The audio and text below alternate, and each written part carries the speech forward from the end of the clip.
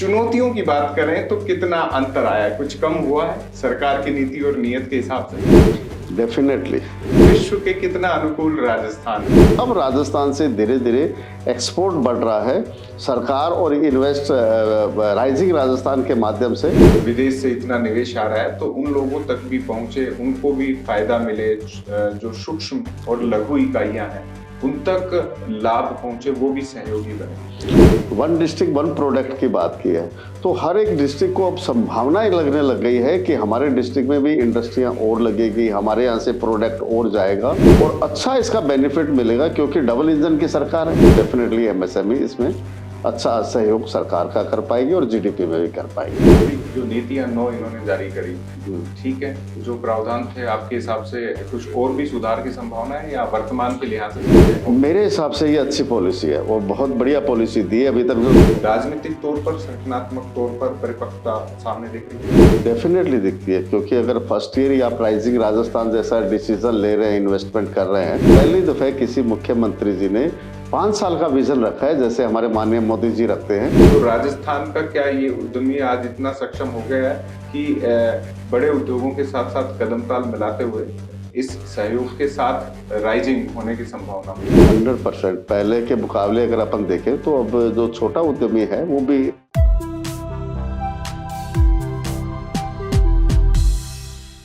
राजस्थान बना निवेश स्थान, इस सीरीज में हम बात कर रहे हैं उन खास शख्सियतों से जो बताते हैं कि राजस्थान में विकास की, औद्योगिक निवेश की और आगे बढ़ने की कितनी संभावनाएं हैं। राइजिंग राजस्थान का काउंटडाउन शुरू हो चुका है और उसके बीच में आज हमारे साथ एमएसएमई सेक्टर और खास तौर पर उस व्यापार उद्योग की बात करने के लिए 40 के अध्यक्ष मौजूद हैं जो बताएंगे कि राजस्थान में इन छोटी इकाइयों के लिए कितनी संभावनाएं हैं, कैसे राजस्थान में आगे बढ़ा जा सकता है और किन किन संभावनाओं को लेकर राजस्थान में लगातार निवेश के हिसाब से कामकाज हो सकता है। तो हमारे साथ हैं सुरेश अग्रवाल जी, स्वागत है आपका। थैंक यू अंकित भाई। सुरेश जी, राजस्थान को करीब से देखा है और आज इस इंटरव्यू में खास बात ये भी है कि आपने जब से देखा है जब धूल उठती थी, अब फैक्ट्रियों से धुआं निकलता हुआ दिखाई देने की संभावनाएं है।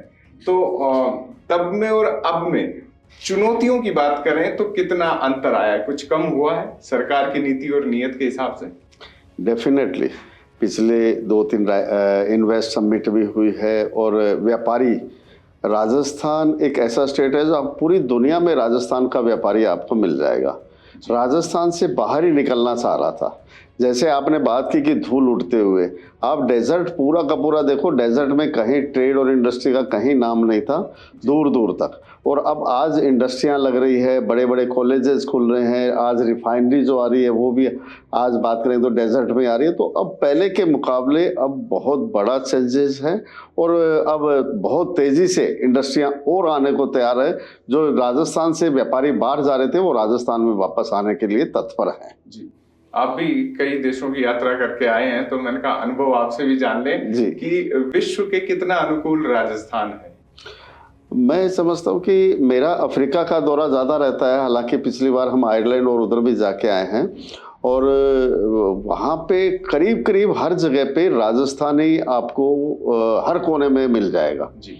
और राजस्थानी आदमी चाहता है कि राजस्थान से लगाव है। आज अगर आसाम में भी कोई आदमी बैठा है तो वो अपने गांव को देश बोलता है कि हम देश जा रहे हैं जी। तो उनका एक बड़ा लगाव राजस्थान के साथ है, वो राजस्थान से व्यापार करने में। और कुछ टाइम पहले तक अगर हम बात करें तो राजस्थान में इतना एक्सपोर्ट के लिए संभावनाएं कम थी या प्रोडक्ट कम थे तक नहीं जा पा रहे थे, पर अब राजस्थान से धीरे धीरे एक्सपोर्ट बढ़ रहा है सरकार और इन्वेस्ट राइजिंग राजस्थान के माध्यम से। हमारे को ये उम्मीद है कि इससे बहुत ज़्यादा तरक्की मिलेगी और बहुत ज़्यादा हमारा एक्सपोर्ट भी बढ़ेगा। आपका 40 का संगठन बहुत बड़ा है, मैं कहूँ कि गांव ढानी तक चर्चा है जी। वो व्यक्ति क्या सोच रहा है, उनसे बात हुई होगी? आपने भी पूरा जब राइजिंग राजस्थान का खाका सरकार ने तैयार किया तो आपने भी एक प्लान बनाया होगा कि कैसे जब विदेश से इतना निवेश आ रहा है तो उन लोगों तक भी पहुंचे, उनको भी फायदा मिले, जो सूक्ष्म और लघु इकाइयां हैं उन तक लाभ पहुंचे, वो भी सहयोगी बने? बिल्कुल अच्छा क्वेश्चन है आपका कि जैसे सरकार ने वन डिस्ट्रिक्ट वन प्रोडक्ट की बात की है, तो हर एक डिस्ट्रिक्ट को अब संभावनाएं लगने लग गई है कि हमारे डिस्ट्रिक्ट में भी इंडस्ट्रियां और लगेगी, हमारे यहाँ से प्रोडक्ट और जाएगा, और हमारे करीब करीब डिस्ट्रिक्ट में 40 की ब्रांचेस है। तो उनके माध्यम से जैसे संवाद हुआ है, तो हर एक डिस्ट्रिक्ट से अपने प्रेसिडेंट भी राइजिंग राजस्थान के दौरान जयपुर रहेंगे और इसकी प्रोग्राम को अटेंड भी करेंगे, और बहुत सारे लोगों ने MOU भी किए हैं। तो हर एक आदमी को ये लग रहा है कि इस बार जो राइजिंग राजस्थान है, इसका एक बेनिफिट क्या है कि सरकार अभी 4 साल हो रहा है, ये फर्स्ट ईयर पहला चांस है कि सरकार फर्स्ट ईयर में ही ये प्रोग्राम कर रही है। ये साहस बढ़ा लिया है सरकार ने।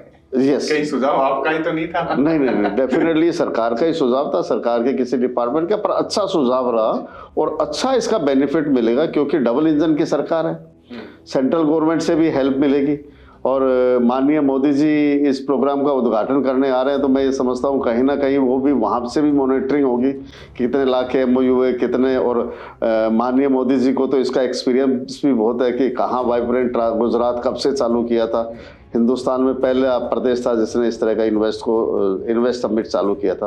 तो वो आने वाले टाइम में मेरे को ये लग रहा है कि ये सक्सेस भी होगा, और ये जो छोटे छोटे व्यापारी, छोटे MSME हैं, सरकार का ज़्यादातर फोकस जो रहता है, वो जो बड़े व्यापारी आते हैं वो पहले उसका बेनिफिट ले जाते हैं, क्योंकि उनकी इन्वेस्टमेंट 10,000 करोड़ 20,000 करोड़ 50,000 करोड़ होती है, तो वो बेनिफिट ले जाते हैं। तो मेरे को लग रहा है इस बार MSME पे सरकार, और सरकार के साथ साथ क्या ब्यूरोक्रेट का भी पहली दफा फोकस देखने को मिल रहा है राइजिंग राजस्थान में। तो मेरे को उम्मीद ये है कि इस बार राइजिंग राजस्थान भी सफल होगा, और छोटे छोटे व्यापारियों को भी बेनिफिट मिलेगा, खासकर MSME को हर डिस्ट्रिक्ट में वन डिस्ट्रिक्ट वन प्रोडक्ट के माध्यम से अच्छा बेनिफिट मिलेगा। डबल वेरिफिकेशन या कहें कि क्रॉस वेरिफिकेशन हर चीज में होता है। निवेशक सरकार की नीयत तो देख पा रहा है कि सरकार क्या कोशिश कर रही है, लेकिन वो ये भी जानना चाहता है कि यहाँ जो पहले से काम कर रहा है वो क्या महसूस कर रहा है। तो कोई अनुभव आप शेयर करना चाहें राजस्थान चौक? नहीं, अनुभव तो नहीं, बट बाकी जैसे अपन बात कर रहे हैं तो बहुत सारे लोगों के अनुभव अच्छे भी नहीं है, और बहुत सारे लोगों के अनुभव अच्छे भी हैं। अच्छे नहीं होने का रीजन है कि बहुत सारे लोगों को पहले जो फैसिलिटी चाहिए थी वो नहीं मिल पाई, तो बहुत सारे लोग दूसरे डिस्ट्रिक्ट में चले गए, MP चले गए, और पिछले दिनों में हमने देखा कि जम्मू में बहुत इंडस्ट्रियां राजस्थान के लोगों ने लगाई है। तो अब यहाँ पे पहली दफ़ा ये लग रहा है, क्योंकि सरकार ने जिस हिसाब से पॉलिसियाँ दी है, जिसमें डिस्काउंट दिए हैं या सब्सिडीज दी है, उसके माध्यम से राजस्थान में अब जो पहले छोटी मोटी प्रॉब्लम थी वो काफ़ी, अगर ये धरातल पे आती है और ये इम्प्लीमेंट होती है, तो डेफिनेटली MSME इसमें अच्छा सहयोग सरकार का कर पाएगी और GDP में भी कर पाएगी। अभी जो नीतियां 9 इन्होंने जारी करी, ठीक है, जो प्रावधान थे आपके हिसाब से कुछ और भी सुधार की संभावना है, या वर्तमान के लिहाज से समझे? मेरे हिसाब से ये अच्छी पॉलिसी है और बहुत बढ़िया पॉलिसी दी है। अभी तक जो सबसे बड़ी थी कि इंटरेस्ट पे जो 6% तक की सब्सिडी थी, उसमें 2% और बढ़ा दी, तकरीबन 10% इंटरेस्ट लगता है। अगर आपको इंटरेस्ट पूरा मिलता है तो एक आपका रिस्क लेवल कम हो जाता है, आपकी थोड़ी बहुत अगर लॉस भी होता है उसकी क्षमता आपकी पूरी हो जाती है। तो ये पॉलिसियाँ जितनी भी दी है सरकार ने, अच्छी पॉलिसियाँ दी, और खासकर एक्सपोर्ट को बढ़ाने के लिए सरकार ने एक अच्छी पहल की है। हमारी पिछले 5 साल से सरकार से डिमांड थी कि जो कंटेनर जा रहे हैं, कोरोना के बाद, कोरोना से पहले जो कंटेनर का किराया था, आज उसका 4 गुना से लेकर 10 गुना तक किराया हो गया। सरकार को उसमें कुछ रियायत देनी चाहिए, ताकि जिनके पास ऑर्डर है, साल भर का ऑर्डर आदमी एक साथ लेता है, तो उसमें उसको लॉस हो जाता है और वो उसका हाथ पीछे खींचने की कोशिश करता है। तो इसमें ये महसूस हो रहा है कि सरकार ने जो कंटेनर पे 25% की रियायत दी है किराए पे, तो वो एक अच्छा कदम है। साथ साथ और भी बेनिफिट दिए, बट ये एक अच्छा कदम है जिसका बेनिफिट हर एक एक्सपोर्टर को मिलेगा। 40 की मांग भी रही थी, 40 की पिछले 5 साल से मांग थी। बजट में लगातार जब भी बात करते थे, तो आपकी बात तो मैंने चर्चा भी की थी कि ये पूरी क्यों नहीं हो रही है।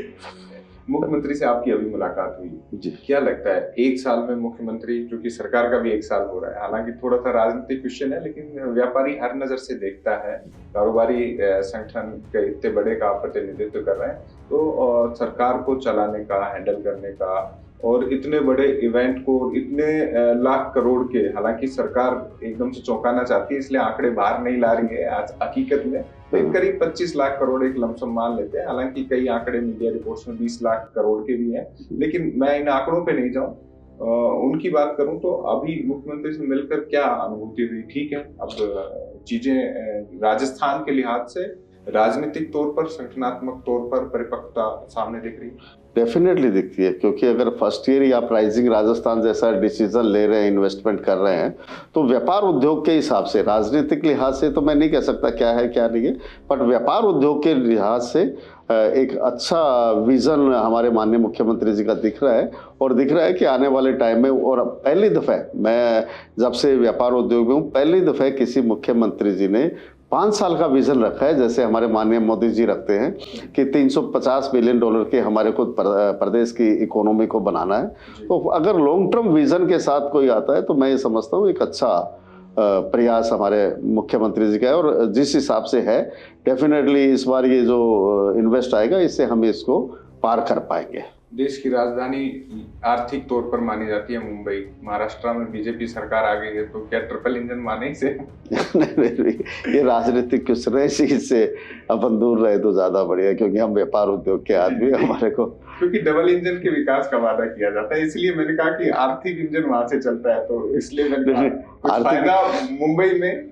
डेफिनेटली बड़ी संख्या में प्रवासी जो राजस्थानी है और अच्छे तरीके से जो अपनी राजस्थान का नाम वहां पे रोशन कर रहे हैं, चाहे सामाजिक क्षेत्र में, सांस्कृतिक क्षेत्र में, आर्थिक क्षेत्र में, वो राजस्थान से बहुत लोग हैं जो मुंबई में, इसलिए डेफिनेटली जो राजस्थान के लोग पूरी दुनिया में है, बम्बई में भी है, तो बम्बई का बीजेपी की सरकार का आना और एक अच्छा कदम है कि वहाँ के जो व्यापारी है वो कहीं ना कहीं राजस्थान में कहीं ना कहीं योगदान और अच्छे से दे पाएंगे। एक डबल इंजन ट्रिपल इंजन की सरकार का बेनिफिट है। जी, एक जो सबसे बड़ी दिक्कत आती है वो छोटे उद्यमी को आती है। वो अक्सर ये होता है कि जो लैंड बैंक सरकार ने घोषित किया वो हिस्सा भी बड़ा ले जाते हैं, रियायत का बड़ा हिस्सा भी बड़े उद्यम ले जाते हैं, और उनके जो छोटे उद्यम है उनके पास पूंजी भी कम रहती है, सीमित रहती है।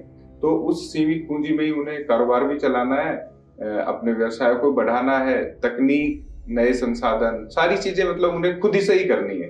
तो राजस्थान का क्या ये उद्यमी आज इतना सक्षम हो गया है कि बड़े उद्योगों के साथ साथ कदम ताल मिलाते हुए इस सहयोग के साथ राइजिंग होने की संभावना में? 100% पहले के मुकाबले अगर अपन देखें तो अब जो छोटा उद्यमी है वो भी अपनी एक ग्रेड ऊपर पहुंच चुका है। और ये हो सकता है कि कुछ लोगों के पास कैपिटल कम हो, पर कैपिटल का संसाधन तो उसको या उसके बैंक के द्वारा या उसके पर्सनल उसी में कराना पड़ेगा, क्योंकि सरकार हर एक के लिए कैपिटल उपलब्ध नहीं करा सकती। बट कैपिटल मिल जाती है, अगर उसका रिकॉर्ड अच्छा है, सिस्टम अच्छा है, तो बैंक पैसा देने के लिए तैयार है। और पैसे के बाद रह गई जगह की बात आपने की, तो जगह तो सरकार के पास, राजस्थान एक ऐसा स्टेट है जो पूरे इंडिया के अंदर हाईएस्ट लैंड बैंक है जिसके पास, और हमारा लैंड बैंक बहुत सारा ऐसा है जो अनुपयोगी है। तो सरकार की अगर इच्छा शक्ति स्ट्रांग होगी तो लैंड बैंक सबको दिला देगी, चाहे रियायती रेट पे दिलाए चाहे रिजनेबल रेट पे दिलाए। और अगर इंडस्ट्री लग जाती है और लगेगी, लगेगी, इंडस्ट्रियां लगेगी, तो बेनिफिट छोटे और बड़े सबको मिलेगा जी। और 40 भी इसमें अपने एक विंग अलग से बना रखी है कि एमओयू में जिसको किसी तरह की एडवाइस चाहिए, हेल्प चाहिए, तो हम अपने माध्यम से, कई बार क्या होता है सरकारी जगह पे बड़े ब्यूरोक्रेट के पास छोटा छोटा व्यवसायी नहीं पहुंच पाता है, तो हम उन सारी चीज़ों को लेके कैसे हम डिपार्टमेंट में उस बात को रखवाएं, कैसे आगे बढ़ाएं, इस तरह की भी हम कोशिश करेंगे। इसमें सरकार जो पॉलिसी लेके आई उनमें तकनीक संवर्धन भी है, तकनीक भी आगे बढ़े, और छोटे व्यापारी के लिए जरूरी है तकनीक का साथी बने।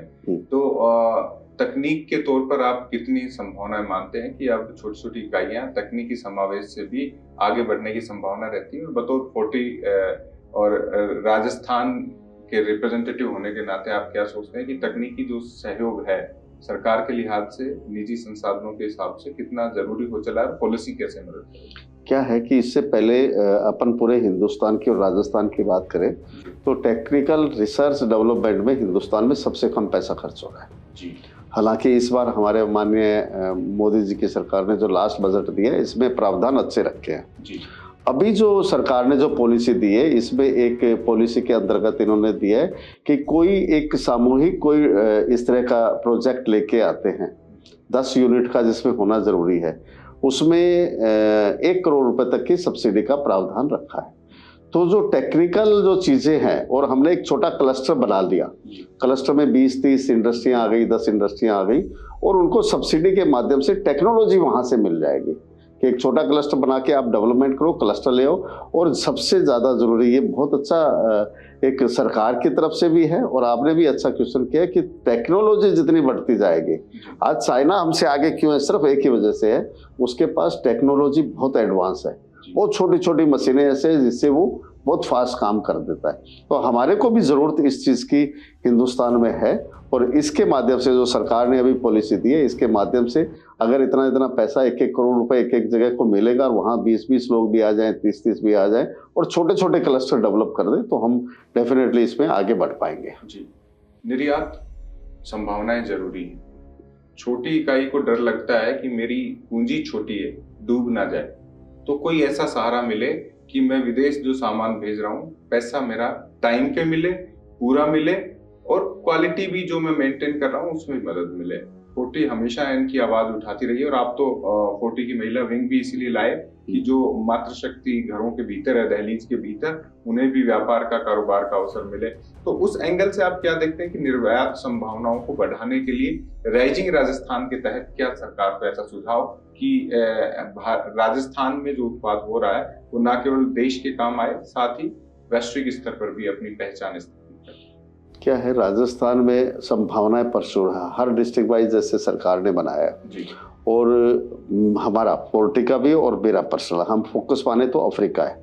अफ्रीका में 58 कंट्रियां, और 58 कंट्रियों की पोजीशन ये है कि वहाँ टोटल प्रोडक्शन 10% है, 90% वो अपनी ज़रूरत का इंपोर्ट करते हैं। हिंदुस्तान का टोटल अगर हिस्सा देखें तो 15 से 20%, और राजस्थान का देखें तो उसमें 1-2% आता है। हमारे को ज़रूरत है अफ्रीका में एक्सपोर्ट बढ़ाने की। और अभी मैं पिछले जो सबसे वर्स्ट कंट्री है अफ्रीका की, सोमालिया हम जाके आए सिर्फ इसलिए कि कैसे हम यहाँ पे एक्सपोर्ट अपना बढ़ा सकते हैं। तो अच्छा, हमारे को अच्छा वहाँ पे एक वो मिला। तो लगातार मैं 30-35 कंट्री अफ्रीका की दौरा कर चुका, और 40 के ग्रुप के माध्यम से हमने एक डेलीगेशन साथ साथ गया है। अभी लास्ट 2 महीने पहले हम घाना भी जाके आए हैं। तो वहाँ संभावनाएं बहुत है। डरता है जो क्वेश्चन है कि पैसा लगा दे, पैसा आए नहीं। इसके लिए इसी में अभी जो सरकार ने पॉलिसी दी है उसमें एक अच्छा इसमें इसको कवर किया है कि गवर्नमेंट ऑफ इंडिया की एक पॉलिसी है जिसके अंदर आप इंश्योर्ड करा सकते हो, आप जिसको माल भेज रहे हो उसका नाम और वो दो, अगर वहां से पेमेंट नहीं आती तो उसका पैसा वहां से आपको रिलीज हो जाता है। उस पे पहले इंटरेस्ट रेट ज्यादा था, मतलब उसका जो परसेंटेज था वो 2% के आसपास था, 1.5 से 2%। अब गवर्नमेंट ऑफ राजस्थान है कि इसका 50% हम अफोर्ड करेंगे, 50% हम आपको सब्सिडी के रूप में वापस दे देंगे। तो 0.75 या 1% लगा, तो हर आदमी इस तरह के ऑर्डर लेके उनको देके उनसे इंश्योरेंस करा के और एक्सपोर्ट करने के लिए फ्री हो जाएगा कि मेरा पैसा डूबेगा नहीं। ये मैं समझता हूँ कि एक बेहतरीन कदम है राजस्थान सरकार का, माननीय मुख्यमंत्री जी का, कि इसके माध्यम से एक्सपोर्ट डेफिनेटली हमारा और बढ़ पाएगा जी। तो राइजिंग राजस्थान के लिए पर्सनली क्या तैयारी? राइजिंग राजस्थान के लिए हमारी तैयारी अच्छी है। 850 लोगों ने 40 के माध्यम से 40 के लोगों ने रजिस्ट्रेशन कराया है, और हर एक सेशन में वहाँ रहेंगे और सीखेंगे भी, कुछ करेंगे भी, और बहुत सारे तकरीबन 1 लाख करोड़ के 40 के मेंबर ने MOU भी किए हैं। तो बड़ा आंकड़ा है। तो मैं ये समझता हूँ कि लोग जो है ना 40 के लोग इस बार इसके अंदर, और इसको आगे भी इसकी मॉनिटरिंग भी हम 40 के माध्यम से करेंगे कि लोग ऐसा नहीं कि नकली MOU करें और काम नहीं करें, काम ज़्यादा से ज़्यादा करें। इस तरह की हमारे को संभावना है, और हम ये चाह रहे हैं कि राइजिंग राजस्थान सफल हो और प्रदेश की GDP ज़्यादा से ज़्यादा बढ़े। हमने ये सवाल आपके लिए रखा था और जरूरी भी था कि आप ही से समझ लें। आपने खुद ने कह दिया कि ज़्यादा से ज़्यादा धरातल पर उतरें। तो ये सवाल मेरा ये था कि राजस्थान में पूर्व में जो समिट हुई उनमें निवेश तो बहुत आया, लेकिन जब फाइनल आंकड़े देखते हैं तो वो सब प्रक्रिया में उलझ के रह गए। 2-5%, हालांकि एक अच्छा आंकड़ा होता है जब बहुत बड़ा निवेश आए, तो 10% तक औसत आंकड़ा ठीक रहता है पूरे भारत के हिसाब से देखा है। लेकिन राजस्थान में वो धरातल पर कम आए, इसकी क्या वजह आप मानते हैं? एज ए बिजनेसमैन, फोर्टी के अध्यक्ष के नाते और व्यापारिक औद्योगिक संस्थाओं को आप करीब से देखते रहे, उसके हिसाब से क्या कमी है ताकि ये बात सरकार तक भी पहुंचे और ज्यादा से ज्यादा जो MOUs, LOIs हो रहे हैं वो सारे हकीकत बने राजस्थान की धरा पर? प्रैक्टिकल समस्या क्या है? इसकी दो समस्याएं हैं। एक समस्या तो क्या है कि पिछले टाइम में जो MOU हुए वो अलग अलग जगह पे एक टारगेट दे दिया गया कि आपको 1 लाख का MOU कराना है, 50,000 का कराना है, 20,000 का कराना है। उन लोगों ने बुलाया व्यापारियों को भी, अब मेरे को पता नहीं आपको MOU करना है, तो उन्होंने MOU कर दिया। उनका भी उतना इंटरेस्ट लेवल नहीं था कि वो MOU में कुछ लगाएंगे। एक प्रॉब्लम थी। तो उन लोगों ने MOU के बाद दोबारा सरकार, उन व्यापारियों की तरफ से भी कोई कार्रवाई नहीं की गई, उसको वहीं छोड़ दिया गया। कुछ लोग सीरियस थे जो लगाना चाहते थे, वो प्रोजेक्ट आगे जाके ब्यूरोक्रेसी में भी कहीं ना कहीं फंस गए, कोई ना कोई चीज और कोई ना कोई प्रॉब्लम आई, उस प्रॉब्लम का समाधान बैठ के आपस में नहीं कर पाए। तो दोनों तरह से प्रॉब्लम आई, सरकार की तरफ से भी आई, ब्यूरोक्रेसी की तरफ से आई, और वो बहुत सारे MOU वहीं छट गए। और लोग ज्यादातर MOU जो करना चाहते हैं उसमें सबसे पहली सोच आदमी की लैंड को लेके होती है, ये सरकार मेरे को रियायती रेट पे दे देगी, रीजनेबल रेट पे दे देगी। वो जब नहीं मिलती है तो बहुत सारे लोग साइड में हो जाते हैं। इसमें भी ये है, इस बार भी MOU में है कि लैंड अगर नहीं मिलेगी तो बहुत सारे लोग फिर साइड में हो जाएंगे। 10 से 15% लोग, 20% लोग ऐसे होंगे जिनके पास अपना लैंड बैंक है, जो अपने लैंड बैंक से काम करेंगे। 80% लोग सरकार के ऊपर निर्भर है, सरकार लैंड देगी, और सरकार के पास लैंड है, सरकार को लैंड देके उनको आगे बढ़ाना चाहिए। उद्योग मंत्री से हमारी बातचीत हुई, उन्होंने कहा कि अगले 4 महीने एक स्पेशल ड्राइव चलेगा जिनमें हम इन चीजों को दूर कर देंगे। है नीति और नियत पर विश्वास? नहीं, डेफिनेटली इस बार जो सरकार के हमको लग रहा है कि सरकार की इच्छा शक्ति है कि यहाँ पे ओरिजिनली इन्वेस्टमेंट आए। तो हमारे अगर इंडस्ट्री मिनिस्टर ने बोला तो डेफिनेटली मेरे को लगता है कि यहाँ पे इन्वेस्टमेंट, लैंड बैंक से संबंधित समस्याओं का समाधान करा पाएंगे। आतिथ्य के लिए भी जाना जाता है अक्सर, 40 में तो आप व्यापारिक संगठनों का एक आतिथ्य स्वीकार करते रहते हैं, उन्हें राजस्थान के खान पान से अनुभव कराते रहते हैं। बड़ी संख्या में प्रवासी आ रहे हैं, विदेशी भी आ रहे हैं, कोई उनके लिए अलग से कुछ तैयारी की है? हाँ, मैंने होटल में भी व्यवस्था की है 40 के लेवल पे फ्री में रुकने के लिए। हालांकि हमारे पास 20-22 रजिस्ट्रेशन आए, ज़्यादा तो नहीं आए, वो लोगों को हम अलग से रुकवाने की भी व्यवस्था करवा रहे हैं, और उनके लिए एक डिनर की हमने अलग से, पर वो डिनर हमारा 12 तारीख के बाद का है, पूरे राजस्थानी भाव से।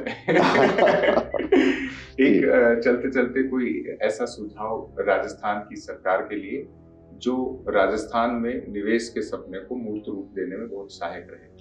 मेरा तो यही कहना है कि सरकार को लैंड बैंक के लिए व्यवस्था करनी चाहिए और लैंड की सुविधा सबको दिलवानी चाहिए।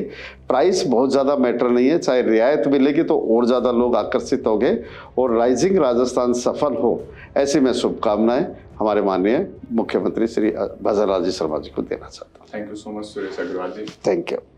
तो federation of Rajasthan trade and industry के अध्यक्ष सुरेश अग्रवाल जी से हम बात कर रहे थे और समझने की कोशिश कर रहे थे कि वो छोटी इकाई जिनके सपने बड़े हैं, राजस्थान में उद्योग लगाने के, लोगों को रोजगार देने के और इस प्रदेश की इकोनॉमी को $350 बिलियन ले जाने के, कैसे होगा, उन पर बातचीत की है। जरूर कमेंट बॉक्स में बताइएगा कैसा लगा, और हम लगातार ऐसी ही शख्सियतों से आपको मिलाते रहेंगे। राइजिंग हो रहे राजस्थान में क्या खूबियां हैं, क्या अवसर और क्या चुनौतियां, उन पर बात करते रहेंगे। पुनः आपका धन्यवाद। नमस्कार।